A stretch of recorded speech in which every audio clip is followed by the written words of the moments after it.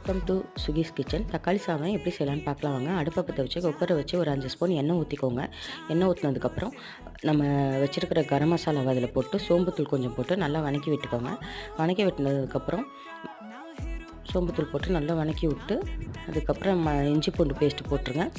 போட்டு வெங்காயம், பெரிய வெங்காயம் கொஞ்சம் ஸ்லைஸ் பண்ணி வச்சுருங்க. ஒரு பெரிய வெங்காயம் அதை எடுத்து அது மேலே நல்லா தூவி அதே நல்லா கிளறி விட்டுக்கோங்க. 2 பச்சை மிளகாய் போட்டுக்கோங்க. 4 தக்காளி போட்டிருக்கேன். நல்லா போட்டு வதக்கி விட்டுக்கோங்க. வதக்கி விட்டதுக்கப்புறம் கல் உப்பு சேர்த்துக்கோங்க. தக்காளி சேர்த்ததுக்கப்புறம் உப்பு சேர்த்துக்கோங்க. அதுக்கப்புறம் மஞ்சள்தூள், மிளகாய்த்தூள் எல்லாம் போட்டு நல்லா கிளறி விடுங்க. அதுக்கப்புறம் ஒரு ஸ்பூன் எண்ணெய் ஊற்றிக்கோங்க. கொத்தமல்லி, புதினா எல்லாத்தையும் ஒரு கைப்பிடி போட்டு நல்லா கிளறி விட்டுருங்க. அதுக்கப்புறம் 1 டம்ளர் அரிசி ஊற வச்சு எடுத்து வச்சுருக்கோம்ல, அதை நல்லா கழுவிட்டு போட்டு 1க்கு 1 1/4 அந்த அளவுக்கு நான் தண்ணி ஊற்றிருக்கேன். தண்ணி ஊற்றி நல்லா